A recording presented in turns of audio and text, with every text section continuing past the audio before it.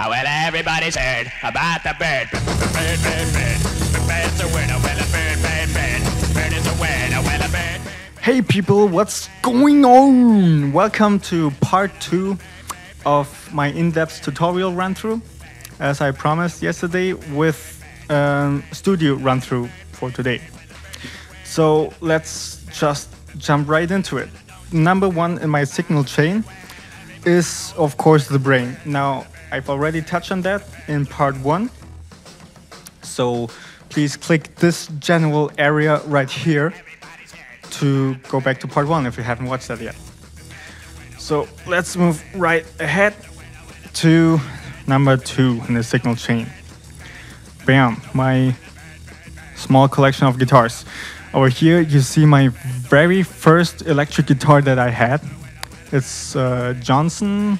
I got it for about $100 back then, and I've always thought of repairing it and putting in some nice humbuckers and cutting out some wood, but I never really got to do that. And now it's just sitting here gathering dust. Over here we have a smashed up BC Rich. As you can see, the nut is only there half part, or maybe a third of it. And also down here there's a crack in the wood where the neck meets the body, and there's no electronics and no bridge in it.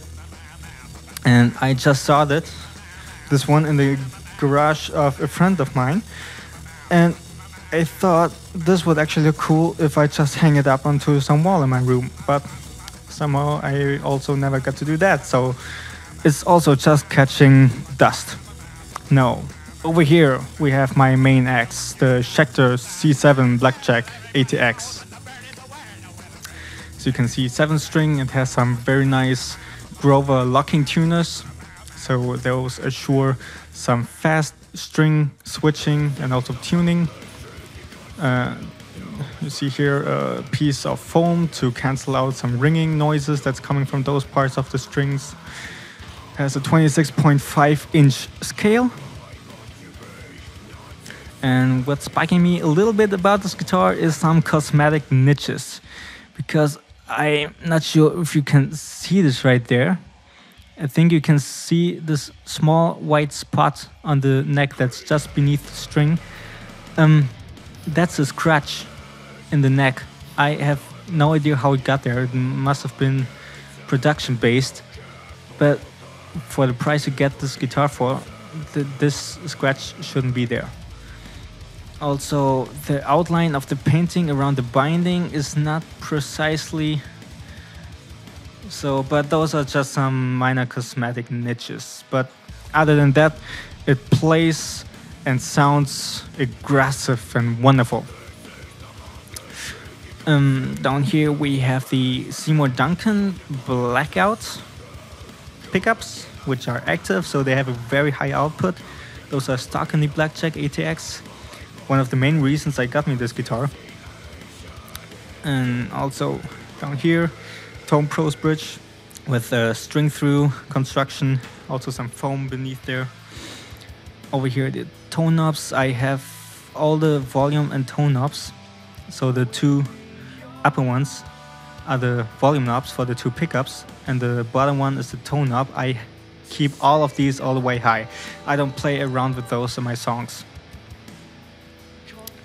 So moving on to my 6-string, the Ibanez S320, which I haven't touched for, I guess, 4 months or so. I hooked it up with a Seymour Duncan Invader. It's a passive pickup, but still has a very high output. It has a very crunchy tone to it, but not as precise and sharp as you want it to be for gent. I'm actually planning on selling those two guitars to have enough cash to get me a nice Agile and hooking it up with Aftermath pickups, but that's just a plan for the future. So we're going on. Down here's my bass guitar. It's a Yamaha RBX 375, which is a very good bass guitar for beginners, definitely. I'm also just a beginner when it comes to playing bass guitar, so I didn't want to spend too much on it. But if you have played guitar for several years, then you get the gist of it pretty quickly. Now, the knobs down here, I set the volume knob all the way high, the high band knob all the way high, the bass band knob I leave in center position, and the knob to toggle between the two pickups also in center position. So I get a nice growling tone from the bridge pickup and a nice low end from the neck pickup. So the signal of those guitars are going through the trash can into the Pod X3 Live. The little newbies X course, so for all your experts, scroll forward like 2 minutes. What this thing very basically and generally is, it's an audio interface. Now, what an audio interface does is nothing else but to simply amplify the incoming signal. That can be either a microphone, it can be an electric guitar, it can be a bass guitar, and it sends the raw, dry signal into the computer, where it can be further processed with certain amp simulation plugins or cap impulses and whatnot. But this sort of audio interface is called an amp modeler, because this is specifically made for guitars. And now what it does, the incoming guitar signal coming in there is being transformed from an analog signal, that's an analog signal coming in there, into a digital signal. So first of all, it's an AD transformer, analog digital. Then this digitalized signal is being processed through certain algorithms that simulate amp simulations and cap simulations, and we also got some distortion stomp boxes in here, some modulation effects, some delay effects, and compression, and everything that you need for guitar amplification, and transforms this processed signal again into an analog signal. So at the end of it, you have a DA transformer, digital analog, and it's sending this signal through the live out outputs into the line in input of my computer. But many people don't really like those digital amplifications because they tend to sound unnatural. They sound rather thin and don't have the same organic sounds and respond as a real tube amp. But since the XFX by Fractal Audio came on the market, many people start to change their view. But if you look into the Pod X3 specifically, then you'll notice what those people actually talk about, because this thing does sound rather thin. So you need a lot of time on tweaking the tones and also mixing it in the end to get something very decent out of it. But I hear the Pod HD has actually gotten a lot better. I saw some nice tone demos, and it had a very ballsy sound, I gotta say. Now, so that's why I'm also thinking of maybe getting me the HD 500 someday, and just keeping this one for bass tones, because you can actually get some good bass tones with this X3. Now, the way I set it up, I've already shown you. It's the signals being sent out through the live out outputs into my computer, and also I connected this device to my computer via the USB function, but I don't record through the USB output.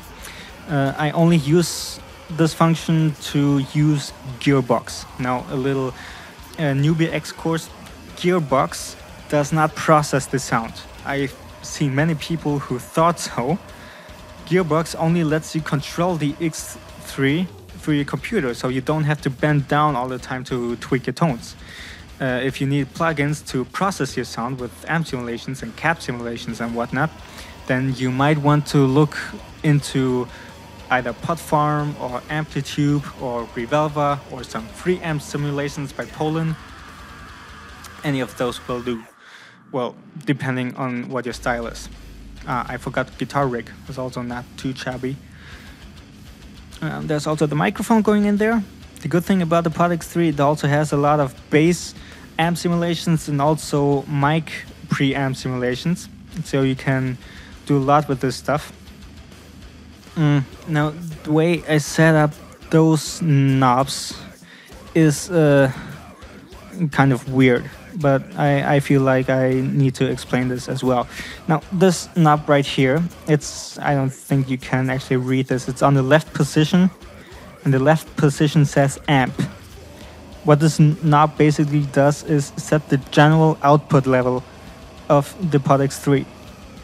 And being set to amp, it has a lower output level because on this position you would connect the Pod X3 to a real guitar amp. So on this position it puts out a lower output and the guitar amp would amplify the whole signal in the end. But I'm connecting it directly to my computer, not a guitar amp, so why the heck would I be doing this? So that's because if I turn this switch to the right, it says line, it creates a higher output level. Thus, I would have to pull back the master volume knob to about halfway. But of course, there's always the danger of intentionally touching it or turning it, and then it could happen that you record your guitar at different volumes in the middle of the song, which would be kind of annoying because then you would have to adjust all the volumes of all the different elements that you recorded. So I just leave this at amp, left position, keeps a lower output volume, and I crank up the master volume all the way up. So before I record, I just check if it's all the way up, and then I'm good to go. Now this goes right into my computer right here. A nice black machine. It's got an Intel Core 2 Quads processor with 2.83 GHz. Has 4 GB of RAM. It has a terabyte hard drive and an ATI Radeon 4800 HD graphics card, which is decent enough for gaming once in a while. I also have an external hard drive with a terabyte of space to back up my projects once in a while, which I also advise you to do. Frequently back up your projects, because if you catch a virus and your whole computer crashes and you didn't back up your projects and they are lost, and you will go mad. So yeah, I don't have a professional sound card in it. It's more of a sound module for the main board. Then let me show you my desktop. Everything that you need. 2 screens. I think working with 2 screens is far more easy because, and on this side you could have your playlist where you arrange all your different recorded materials, and on this side you can have your mixer or create your beats and whatnot. So it increases workflow tremendously. So then over here I got my speakers. Those are Logitech X320, just a simple 2.1 computer sound system. For what they are, they actually sound very good, I must say. They're definitely good enough to see what your mixes sound like on some good average speakers. Then over here for some precise mixing, I got my studio headphones. Those are AKG. Yeah, that's a cool perspective right there. AKG, I don't think you can read this. It says K271 MK2 studio headphones. So those have an almost linear frequency response. Another little newbie X course. That means the speakers on those headphones play every frequency as low as 16 Hz up to 30 kHz. I think those headphones do. And then almost same volume level. And you need this function to mix precisely. So that's pretty much for that. Some Oreos, some higher order of mathematics, which is fun to do. Going on, the most important equipment for any bedroom producer is of course the bed. Mine is I don't know how you call it, a membrane foam mattress or something. It's good for my back, since I'm kind of a tall guy. I'm prone to have some pains in my back. So that's a great tool for slumbering and rest. As you can see, I also have a pretty big room, still going up there.